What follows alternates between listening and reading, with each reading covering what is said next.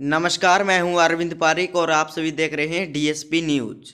साथियों, आज हम आप सभी के साथ एक कहानी के बारे में बात करेंगे। कहानी बड़ी सुंदर और बहुत अच्छी कहानी है। साथियों, दो बैल थे। एक बैल का नाम था हीरा और दूसरे का नाम था मोती। वो बैल बड़े समझदार और बहुत ही अच्छे बैल थे। तो वो बैल एक सेठ के पास थे। जो वो बैल थे वो एक सेठ के पास थे और वो सेठ उन बैलों की बहुत अच्छी तरीके से जो मेहनत करता था और उनको बहुत अच्छे तरीके से उसने तैयार करके रखा था। तो वो अपने घर कार्य में उन्हें कम ही यूज करता था। लगभग वो उसके घर पे ही रहते थे। अच्छी तरीके से अच्छा उन्हें खाना मिलता था और अच्छे तरीके से रहते थे। तो एक बार उसने अपने साले के पास उन बैलों को भेज दिया। उसने एक बार अपने सालों के पास छोड़ दिया ताकि उसके पास कोई काम नहीं था। तो उसने देखा मेरे साले के पास उन बैलों को मैं भेज देता हूँ। तो बैल वहाँ पर जाकर बड़े ही तकलीफ में रहे, बड़े ही परेशान हुए। उन बैलों को जहाँ पर इतना खाना मिलता था उस तरीके से खाना भी नहीं मिलता था। और जो साला था वो नशा करता था और आलसी था, ताकि उन वो बैलों की वो खेचल ही नहीं कर पाया, ज़्यादातर उनकी देखभाल नहीं कर पाया। तो उसके अंदर वो बैल बड़े परेशान हो चुके वहाँ पर। और जो बैल थे, जो अब बैल उसके पास गए, उस के साले के पास से, जो शेर था उसके साले के पास वो बैल गए, तो वो साला बड़ा कंजूस आदमी था और इधर उधर इस तरीके से ही पड़ा रहता था और नशा करता था और उसी के साथ बड़ा आलसी था। तो उसके पास वो बैल गए तो वह बैल बड़े परेशान हो चुके थे कि अब हम करेंगे क्या। तो क्योंकि उन्हें वहां पर अच्छा खाना, अच्छे रहने पीने की व्यवस्था थी, हरा चारा वगैरह मिलता रहता था, वो क्या करता कि एक दो बटल लेकर आता और उन्हें कोई सूखा नीरा वगैरह घास फूस घेर के चला जाता। वो भूखे भी रहते और उन्हें अच्छा खाना भी नहीं मिलता और रोटी वगैरह तो उन्हें मिलनी नहीं थी। और फिर उसके पास बहुत ज्यादा जमीन थी, बहुत ज्यादा खेती थी, कुछ उसने ऐसे ही लुटवा दी थी। और उसी के साथ वो उन बैलों को तब जोड़ने लगा, तब बैल उसके साथ चल पड़ी। उसने कुल लगभग इधर उधर घुमाया खेत को, पूरे खेत को बोया बैलों ने। और उसके बाद उसने वही किया कि पानी वगैरह थोड़ा वो बहुत उन्हें दिया और उसी के साथ उसे सूखा चारा नीरा वगैरह ये थोड़ा बहुत घास फूस डाल दिया। फिर वो बैल अपने मन की बात कह रहे थे, वो क्योंकि जानवर है बोल तो नहीं सकते। वो अपने मन में एक दूसरे को कह रहे थे। हीरा मोती को कह रहा था, मोती हीरे को कह रहा था कि अब हम करेंगे क्या, क्योंकि हम सेठ के यहाँ थे तो सेठ ने हमें घर से निकाला क्यों। हम हमें काम में थोड़ा और ज्यादा यूज ले लेता कि हमें सेठ को घर पर खड़ा हम पसंद नहीं थे तो हमें खेत में काम और ज्यादा ले लेता। हम थोड़ा काम सेठ के पास और ज्यादा कर लेते ताकि हम भी ठीक रहें। पर सेठ ने हमें अपने साले के पास क्यों भेजा, क्योंकि यहाँ पर हमें घास फूस मिल रहा है, अच्छी तरीके से रहने का भी व्यवस्था नहीं है। तो इसलिए उन बैलों ने एक स्कीम बनाई कि हम वापस चलते हैं यहाँ से। उसने रस्सी भी बांध रखी थी उन बैलों के, बड़ी मजबूत रस्सी थी। उन्हें वो बैल ना ही तो काट सकते थे और ना ही तोड़ सकते थे। उन्होंने बावजूद कोशिश करके एक दूसरे के साथ साथ उन्हें रस्सियों को तोड़ा और रात को वहां से वो भागे, दौड़े, भागते दौड़ते चले आए। उस रात पूरी रात चले और दौड़े, इतने दौड़े कि वो सुबह तक उस सेठ के दरबार के आगे पहुंच चुके। उस सेठ के घर के आगे आकर बोलने लगे, अपनी आवाज लगाने लगे। फिर वो सेठ बाहर निकला और आसपास जो घर हैं, गांव के आसपास मोहल्ला है, वहां के लोग इकट्ठा हो गए। वहां पर भीड़ जमा हो चुकी थी देखने के लिए। और वो उनके पैर वगैरह का जो मिट्टी है उनमें और जो ये कीचड़ वगैरह है उनके अंदर गंदे हो चुके थे।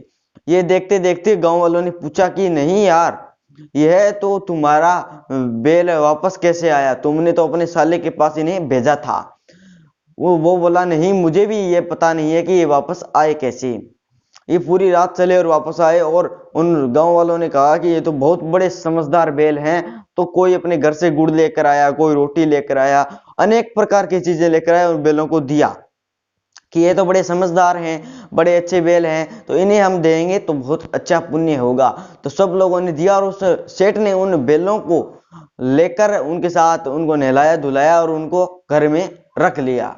उसके बाद और फिर वो सेठ की घरवाली बाहर निकली तो उसने देखा क्या हो रहा है ये। उसने देखा और उसने उन बैलों को पीटा, दो तीन उनके पिटाई की, उनके डंडे मारे। तो क्यों, और वो ये बोली कि तुम वापस क्यों आए मेरे भाई के यहाँ से, वापस क्यों आए? मेरा भाई बेचारा इतनी मेहनत करता है खेत में और तुम यहीं पर इस तरीके से पड़े रहते थे, तो वापस क्यों आए? जब सेठ ने बोला कि इन्हें तुम मत मारो, ये क्योंकि तेरा भाई आलसी है, नशा करता है चीजों का, तो ये इन्हें खाने के लिए कुछ चीजें नहीं मिली होगी, इनको अच्छे तरीके से रखा नहीं होगा, तो ये वापस चले आए। तब उस सेठ के घरवाले ने कहा कि आप चुप रहें, मेरा भाई इतना परेशान है, उसके पास कोई और साधन नहीं है, वाहन नहीं है कि वो खेती को कर सके, इनको वापस भेजेंगे हम।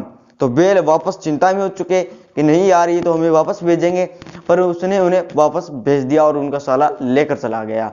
उसके बाद क्या होता है? उसके बाद वह उन बैलों को ले जाकर पीटता है बहुत ज्यादा। दो लोग आते हैं, उन्हें बहुत बुरी तरीके से पीटते हैं और घायल कर देते हैं, क्योंकि तुम वापस क्यों गए? फिर उसने उन बैलों को दोबारा जोड़ा अपने खेत में।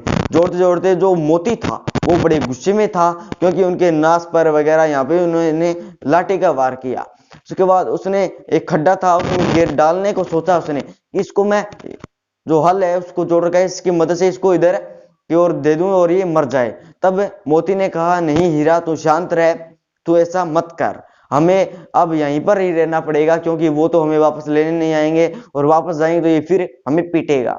तो फिर उसने इस तरीके से किया, करते करते करते करते फिर एक दिन एक गुड़िया वहां की आस पड़ोसी थी और उस गुड़िया की सौतेली माँ थी, वो उसे भी बहुत ज्यादा पीटती मारती थी। तो उसने एक लड़की ने उन्हें देखा कि यह भी बड़े परेशान है और मेरे भी माँ बाप नहीं है, मैं भी बड़ी परेशान हूँ, तो मैं क्यों करूँ, क्या करूँ?